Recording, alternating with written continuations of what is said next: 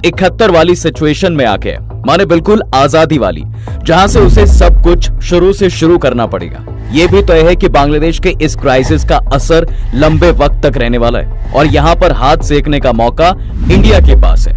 जी हाँ, मतलब ऐसा नहीं है कि इंडिया नहीं चाहता कि बांग्लादेश में सब कुछ ठीक हो जाए, पर एक गणित के हिसाब से अब इंडिया के पास एक बार फिर से किंग बनने का मौका है। वैसे किंग बनने का मौका ना कहकर ये कहना इतना ज्यादा सही होगा कि अपना तख्त वापस लेने का मौका है, क्योंकि अंग्रेजों के कब्जे से पहले तक हम ही किंग थे। लेकिन हम कैसे फिर से किंग बन सकते हैं, चलिए पूरी डिटेल से आपको समझाता हूँ। देखो, बांग्लादेश में छिड़ी जंग की वजह से वहां के प्रधानमंत्री शेख हसीना देश छोड़कर इंडिया आ गई हैं। सैकड़ों लोगों की मौत के बाद अब अंतरिम सरकार बन रही है। इस बीच भीड़ की हिंसा रुकी नहीं है। बंग बंधु museum, Indira Gandhi cultural centre जैसी कई गैर राजनीतिक जगहों पर भी तोड़फोड़ हुई है। इन हालात का असर बांग्लादेश के फलती फूलती टेक्सटाइल इंडस्ट्री पर भी पड़ रहा है। बांग्लादेश टेक्सटाइल इंडस्ट्री का मैंने खास तौर पर जिक्र इसलिए किया है क्योंकि यह बांग्लादेश की यूएसपी है। चीन के बाद बांग्लादेश दुनिया में कपड़ों का दूसरा सबसे बड़ा एक्सपोर्टर है।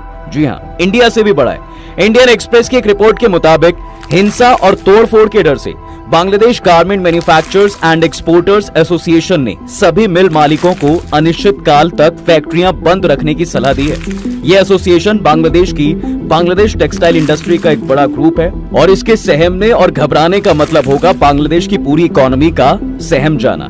इधर इंडिया ने भी बांग्लादेश से लगे अपने बॉर्डर सील कर दिए हैं, इसलिए दोनों देशों के बीच होने वाला बिजनेस भी अब ठप हो गया है। और इन्हीं सब चीजों के चलते इंडिया में कुछ एक्सपर्ट्स ये मानते हैं कि भले ही इस पूरे क्राइसिस से इंडिया बांग्लादेश के बिजनेस में घाटा हो रहा है, लेकिन इंडिया की टेक्सटाइल इंडस्ट्री को फिलहाल फायदा हो सकता है। इन्हीं तमाम पॉसिबिलिटी के चलते 2 दिन में इंडिया में कपड़ा बनाने वाली कंपनियों के स्टॉक्स 20% तक बढ़ गए हैं। लेकिन टेक्सटाइल इंडस्ट्री में बॉस है कौन?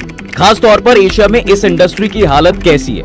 यहाँ पर दिलचस्प चीज ये है कि कैसे इंडिया के साथ चाल चली गई और वो नीचे आ गया। तो वहीं बांग्लादेश के सही वक्त पर कुछ सही फैसलों ने टेक्सटाइल इंडस्ट्री का पूरा डायनेमिक्स बदल दिया। वक्त में थोड़ा पीछे चलते हैं और आसानी से समझने की कोशिश करते हैं। तो बात है साहब 18वीं सदी की। कपड़ों के मामलों में इंडिया जैसी दुनिया में कोई दूसरी जगह नहीं थी, क्योंकि यहाँ मलमल बनता था। ये मलमल ऐसा था कि दुनिया में इसकी मिसाल दी जाती थी। क्या देसी और क्या विदेशी, सब इसके आगे कायल थे। यहाँ तो कि इसके बारे में एक ब्रिटिश ट्रैवलर ने भी लिखा है, इंडिया में बनने वाला मलमल पानी जैसा है। इसे इतना मुलायम कहा जाता है कि इंडिया के बुनकर इस कदर महीन काम करते थे कि 90 मीटर कपड़े को आप अंगूठी से खींच सकते थे। आजकल आपने सुना ही होगा ना कि असली पश्मीना शॉल को आप एक अंगूठी से निकाल सकते हैं और उसके सब दीवाने हैं। तो सोचो जरा वो मलमल कैसा होगा जिसका 90 मीटर कपड़े को आप अंगूठी से खींच सकते थे। एक जिक्र और मिलता है कि 60 फीट का कपड़ा माचिस के डिब्बे में समा जाता था। आपको शायद ये बात हजम करने में भी दिक्कत हो सकती है, लेकिन मेरे दोस्त उस दौर में इंडिया का बुना हुआ कपड़ा रॉयल फैमिली पहना करती थी। आप बनारसी साड़ी को ही ले लीजिए, इसके एक पल्ले की चौड़ाई को बुनने में 5600 धागे लगते थे। महज एक साड़ी बनाने में 16 से 30 दिन लग जाते थे और एक वक्त में 3 से लेकर 7 कारीगर इसे बनाने में लगते थे। ये रुतबा था इंडिया का। अब कंपटीशन हर दौर में होता है, उस दौर में भी था। हर कोई टेक्सटाइल में इंडिया को पीछे करना चाहता था, लेकिन पीछे करना तो बहुत दूर की बात थी, वहां कोई बराबरी भी नहीं कर पा रहा था। हाल ये था कि इंडस्ट्रियल रेवोल्यूशन के बाद भी मशीनों का इस्तेमाल करके भी ब्रिटेन इंडिया में बने कपड़ों की बराबरी नहीं कर पा रहा था। लेकिन अंग्रेज ठहरे अंग्रेज, मतलब यार जब मैं इनके बारे में पढ़ता हूँ ना, हर बार गुस्सा और ज्यादा बढ़ जाता है। खैर, इस इंडस्ट्री को खत्म करने के लिए अंग्रेजों ने और नए नए हथकंडे अपनाने शुरू कर दिए। ब्रिटेन की सरकार ने ईस्ट इंडिया कंपनी को एक ऑर्डर दिया।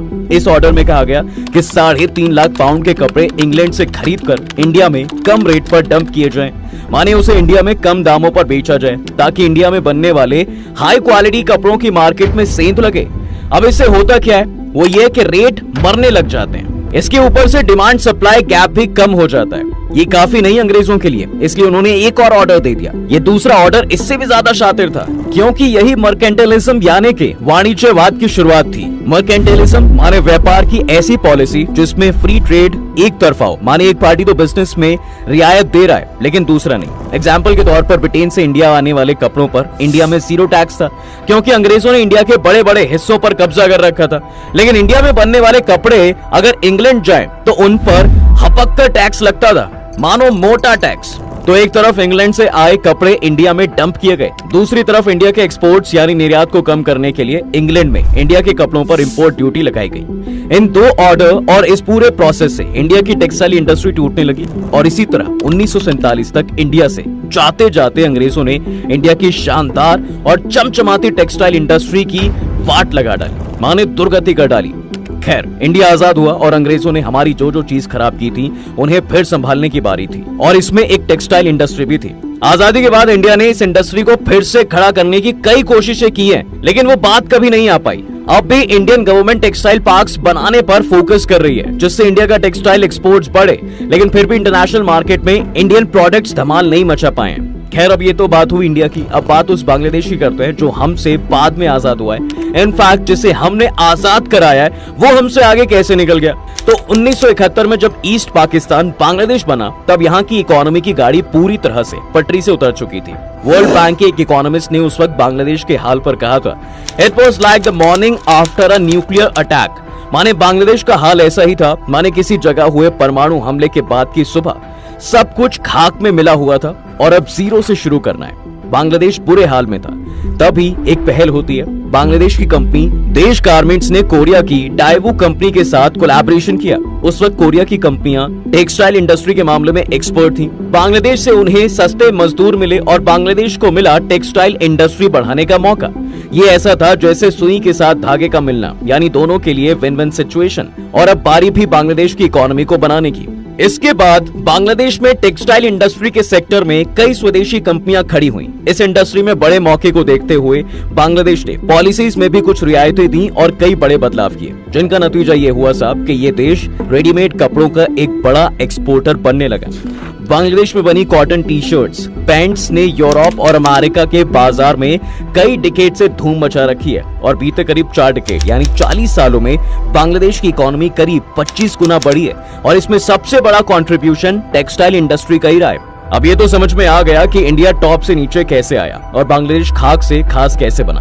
अब सवाल आता है कि इस वक्त दोनों कहां पर खड़े हैं। इंडिया और बांग्लादेश में कौन कितना आगे है, इसको समझने के लिए कुछ आंकड़ों पर गौर कीजिए। साल 2023-24 में बांग्लादेश में करीब 4 लाख करोड़ रुपए के कपड़े एक्सपोर्ट किए थे, जबकि इंडिया ने 2,82,000 करोड़ रुपए के कपड़े एक्सपोर्ट किए थे। इंडिया के मुकाबले बांग्लादेश यूरोप में 2.7 गुना ज्यादा कपड़े एक्सपोर्ट करता है। पर यहाँ अगर प्रोडक्शन की बात करें तो इंडिया बांग्लादेश से आगे है। कुल मिलाकर ही कहा जा सकता है कि इंडस्ट्री के कई पैमानों पर बांग्लादेश इंडिया से आगे है। अब यहाँ पर एक चीज कॉमन भी है। बिजनेस स्टैंडर्ड की एक रिपोर्ट के मुताबिक बांग्लादेश में चलाने वाली 25% मिलों के मालिक इंडियंस हैं। अब यार मेरे दिमाग में सवाल आ रहा है कि इंडिया के पास ऐसा क्या नहीं है जो बांग्लादेश के पास है। आखिर ऐसी कौन सी वजह है कि इंडिया के इंडस्ट्रियलिस्ट इंडिया की जगह बांग्लादेश को प्रेफर करते हैं। असल में इसके पीछे कई वजह हैं जो प्रैक्टिकल है। यहाँ मैंने प्रैक्टिकल इसलिए बोला क्योंकि इमोशनल तौर से आप यही कहोगे कि कुछ भी हो देश के अंदर काम करो ताकि देश की इकोनॉमी आगे बढ़े और देश में जॉब क्रिएट हो। पर हम बात यहाँ प्रैक्टिकल वजह की करेंगे। पहली वजह, यूनिट लेबर कॉस्ट। मानो एक कपड़े बनाने के लिए कितनी सैलरी देनी पड़ती है। बिजनेस इंडिया की एक रिपोर्ट के मुताबिक बांग्लादेश में एक शर्ट बनाने में कंपनी पर मजदूरी का खर्च 18 रुपए आता है, जबकि इंडिया में एक शर्ट बनाने में 41 रुपए मजदूरी के तौर पर खर्च होते हैं, यानी 2 गुने से भी ज्यादा। दूसरी वजह है लेबर कानून। बांग्लादेश में लेबर कानून काफी इजी है और इसी वजह से वहां बड़ी मिलें एस्टैब्लिश हो पाई हैं, जबकि कंपैरेटिवली सख्त कानूनों की वजह से इंडिया में 80% मिलें छोटी हैं और अनऑर्गेनाइज्ड सेक्टर का हिस्सा है। इसकी वजह से विदेशी बिजनेसमैन बांग्लादेश को भी प्रेफर करते हैं। तीसरी बात है ऑर्डर और डिलीवरी के बीच का टाइम। इंडिया में ऑर्डर मिलने से डिलीवरी होने तक एवरेज 63 दिन लगते हैं, जबकि बांग्लादेश में सिर्फ 50 दिनों में ऑर्डर डिलीवर हो जाता है। इसमें मेजर गलती किसी की भी नहीं है, क्योंकि इंडिया के मुकाबले बांग्लादेश बहुत छोटे एरिया वाला देश है। ऐसे में वहां पर कम टाइम लगना लाजमी है। चौथी बड़ी वजह है एक्सपोर्ट में लगने वाला वक्त। देखिए, बांग्लादेश में फैक्ट्री से पोर्ट तक माल पहुंचाने में सिर्फ 1 दिन का वक्त लगता है, जबकि इंडिया में कई बार पोर्ट तक माल पहुंचाने में 10 दिन का वक्त भी लग जाता है। फिर वही चीज कि इंडिया एक बड़ा देश है और उसका एरिया भी ज्यादा है, इसलिए ये एकदम जाहिर सी बात भी है।